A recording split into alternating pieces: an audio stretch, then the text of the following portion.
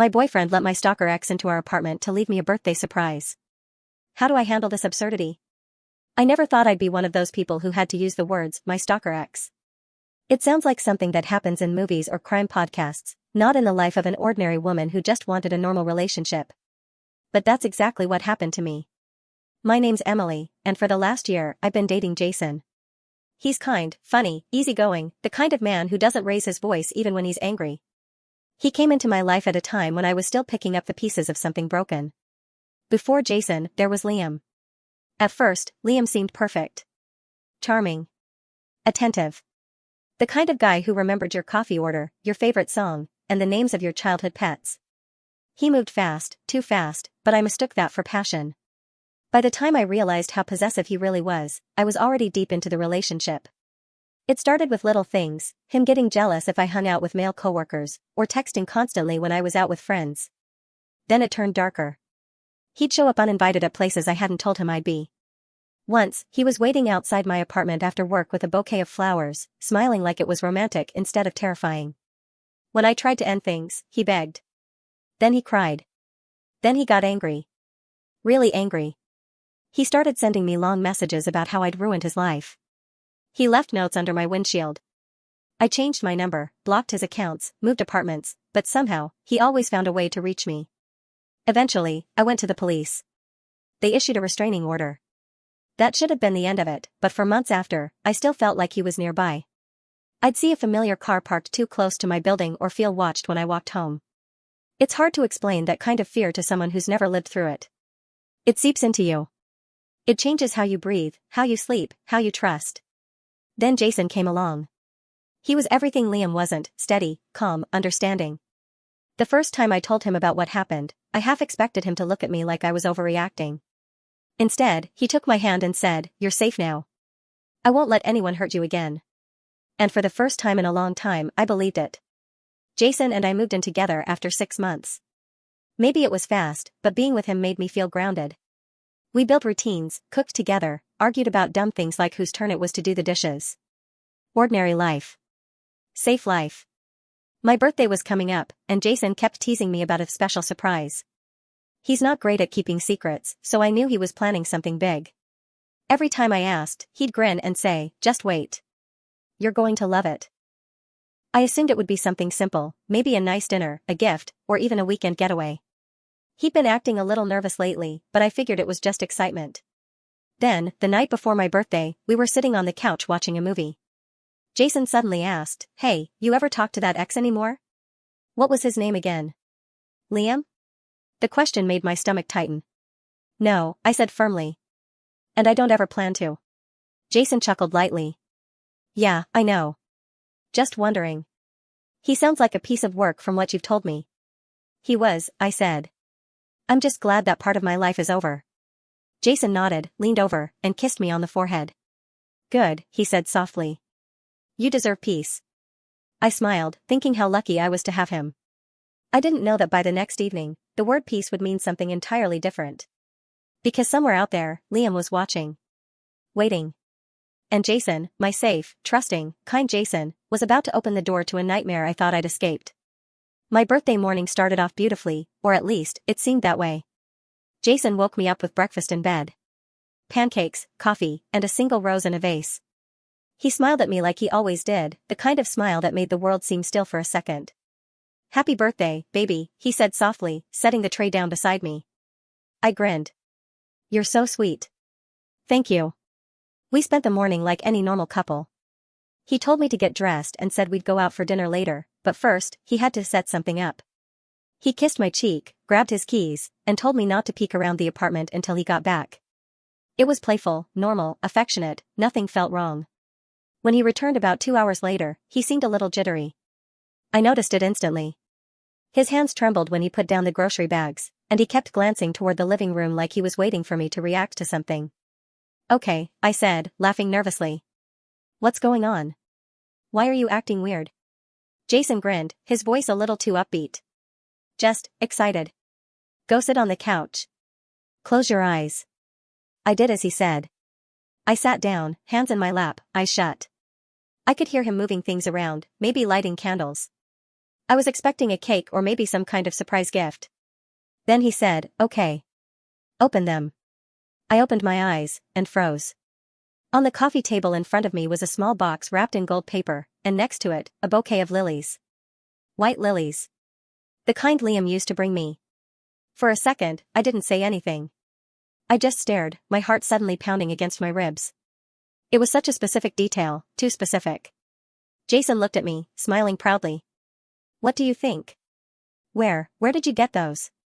I asked quietly. "The flowers?" He tilted his head. "A guy dropped them off about 20 minutes ago. Said it was a birthday surprise for you. He told me to make sure you saw them before we went out." The world around me blurred for a moment. My stomach twisted, my skin went cold. "What guy?" "I don't know," Jason said, laughing awkwardly. "Tall, kinda scruffy looking. Said his name was Liam. I figured he was a friend or something? He said you'd know." I shot up from the couch. "You let him in?" Jason blinked, confused. "Well, yeah. He had your name, your old address, said he wanted to leave something for you. I thought it was a surprise from your past or something cute." "Jason," I said, my voice trembling, "that's my stalker ex." His face went blank. "What?" "Liam. He's not a friend, he's dangerous. I told you about him." "You let him into our apartment?" Jason stepped back, the realization hitting him all at once. "Wait, no, he didn't seem dangerous. He was calm, polite. He said he wanted to make peace with you." "Jason," I snapped, my breath quickening, "you have no idea what you've just done." I grabbed my phone, hands shaking, and immediately dialed the police. As I explained everything, the restraining order, Liam's history, what just happened, I could see Jason pacing in the background, running his hands through his hair, muttering under his breath. The officer on the line told me they'd send someone to check the building and review the security footage. When I hung up, I turned to Jason, who looked pale and guilty. "I didn't know," he said softly. "He said he just wanted to drop off a gift. He looked normal. I thought it would mean something to you." I stared at him in disbelief. "You thought it would mean something to me that the man who made my life hell suddenly showed up with flowers?" Jason rubbed the back of his neck. "I just wanted to make your day special. I didn't mean." "Jason," I interrupted, my voice shaking with anger and fear, "he knows where we live now." Jason froze. The weight of those words hung in the air between us. That night, I barely slept. Every sound made me jump. I kept checking the windows, the locks, the hallway. I even slept with the light on. Jason tried to hold me, to reassure me, but the trust one had in him had cracked. By morning, I'd made up my mind. I was going to stay at my friend's place for a while. Jason apologized over and over again, saying he just didn't understand how serious it was. But what scared me most wasn't just that Liam had found me again, it was that somehow, he'd convinced Jason to let him in. And if Liam could do that once, I knew this wasn't over. I spent the next few nights at my friend Marissa's apartment. She tried to comfort me, saying things like, "It was just flowers and he probably won't come back." But she didn't understand. Liam always came back. He was patient. Calculated. The kind of man who made you feel crazy for being afraid until you realized he'd been 3 steps ahead the whole time. I filed another police report, this time noting that he'd entered my home, with my boyfriend's permission. They said they'd increase patrols near the area, but deep down, I knew that meant nothing. Jason called me constantly. At first, it was to apologize. Then to explain. Then to beg me to come back. "I didn't know who he was," he said over the phone one night. "He said you were old friends. He showed me a photo of you two together. I thought he was doing something nice." "A photo?" I said sharply. "What photo?" Jason hesitated. "It was one of you two at a park. Looked old. He said it was your favorite place." My stomach twisted. That photo was taken over 3 years ago, the day before I ended things with Liam. He'd taken me to that park for a picnic, and when I tried to leave, he grabbed my arm so hard it left a bruise. I'd forgotten all about the picture, until now. I realized then that Liam wasn't just trying to reach me, he was trying to recreate something. Later that week, I decided to return to the apartment to grab a few of my things. Jason met me outside, guilt still written all over his face. "I've changed the locks," he said quickly. "And I installed a camera by the door. I promise, he won't get back in." I nodded but said nothing. Inside, the place felt different. The air was heavy, like it still held traces of him. I walked to the living room and froze when I saw it. On the wall, next to the TV, someone had drawn a small heart. At first, I thought maybe Jason had done it as a joke, but then I looked closer. Inside the heart were two initials. L+E. My breath caught in my throat. Jason walked over, confused. What's that? Liam, I whispered. He did this. Jason's face went pale. I didn't see that before. I swear. I stepped back, shaking. He was in here longer than you thought, Jason. He didn't just drop off flowers, he stayed. He lingered. Jason opened the box Liam had left on the coffee table, the one I hadn't dared to touch. Inside was a small jewelry box. He opened it slowly. Inside was a silver necklace. A simple chain with a small pendant, a heart locket. Jason opened it. Inside were two tiny photos. One of me. And one of him. Liam. I felt sick. Jason dropped the locket on the table, horrified. He's insane. He's obsessed, I corrected. That night, I checked my phone again and noticed something I hadn't before. A text from an unknown number, sent days ago. Unknown, did you like my gift? I still remember what you used to wear on your birthdays. You looked beautiful in that blue dress. I hadn't worn that dress in years. But when I glanced at the pile of laundry Jason had left near the door, I saw it, the blue dress. Washed. Folded. My mind went blank. Jason, I said slowly, where did you find that dress? He frowned. It was hanging in the laundry room when I went down last week. I thought you left it there. I felt my blood run cold. The laundry room wasn't in our apartment. It was in the basement, accessible to every tenant. Meaning Liam had been there. Recently. I backed away from the door. We have to call the police again. He's been in the building. He's not gone. Jason grabbed his phone, his hands shaking. As he made the call, I stared at the wall, at the faint initials, and at the locket still lying open on the table. Liam wasn't just trying to scare me. He was sending a message. A promise. He'd found me again, and this time, he was getting bolder. After that night, I couldn't breathe easily in that apartment anymore. I stayed with Marissa again while Jason handled the police report. The officers took the locket and flowers as evidence, but they didn't sound hopeful. They told us what they always tell victims in these situations, we'll keep an eye out. But Liam wasn't the kind of man you could simply keep an eye out for. He was meticulous, deliberate. He didn't just appear, he planned. 2 nights later, Jason called me. His voice was low, uneasy. Evelyn, you need to come see this. When I got to the apartment, he looked shaken. He handed me his phone. On the screen was footage from the new door camera he'd installed. The timestamp read 2:47 a.m. The footage showed a tall man standing right outside our door. His face was hidden beneath a hood, but I recognized the stance instantly, shoulders slightly hunched, hands in pockets, the way he used to stand when he'd wait for me outside class. Liam. He didn't knock. He didn't try to open the door. He just stood there. Watching. Then he reached into his pocket, pulled something out, and slid it under the door. Jason handed me an envelope. That's what he left. Inside was a single photo. It was of me and Jason, sleeping. I nearly dropped it. When was this taken?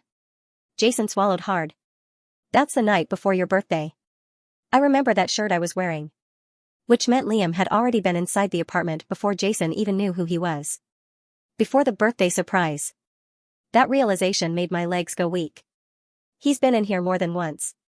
Jason nodded silently, guilt and fear mixed in his eyes. We have to get out of here, Eve. Tonight. We packed as fast as we could, barely throwing clothes into suitcases, leaving half our things behind. I called the police again, this time demanding they send someone immediately.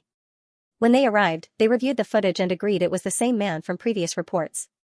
They promised to keep a patrol near the building, but I didn't wait to see if they would. I stayed at Marissa's again, then eventually at my sister's across town. Jason and I barely talked for a while after that. The guilt had eaten away at him. I could tell. He tried to make things right, offered to move, to install more cameras, even to pay for therapy, but the damage was already done. It wasn't just fear that lingered in me. It was betrayal. Not intentional betrayal, but the kind that comes from ignorance, the kind that costs you your safety. Weeks passed before the police finally called with news. They'd arrested Liam. He'd been caught lurking outside another apartment complex downtown. When they searched his car, they found more photos of me, some recent, some old, and one taken just a few days before his arrest. The one that haunted me most was a photo of me standing by my sister's window, watering her plants. He had followed me there, too. That was the moment it truly hit me. I had never really escaped him. He'd just been waiting for the right time to remind me. When the police asked if I wanted to press charges, I didn't hesitate. I told them everything, every text, every incident, every time I'd seen him in the corner of my vision, but convinced myself it was just paranoia. Liam was charged with multiple counts of harassment and stalking. The restraining order was reinstated, but this time, it actually meant something. He was in custody. Still, even after the trial, even after he was sentenced, I couldn't shake the feeling that he'd already left scars deeper than any legal system could heal. Jason and I tried to rebuild what we had, but it wasn't easy. Every time I looked at him, I saw the man who'd opened the door to my worst nightmare. He hadn't meant to, but intent didn't erase consequence.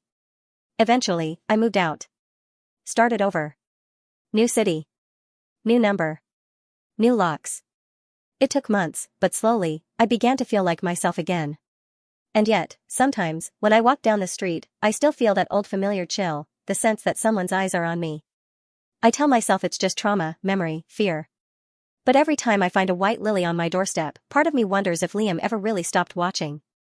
And if maybe, somewhere out there, he's just waiting for the perfect time to remind me again that I'll never truly be out of his reach.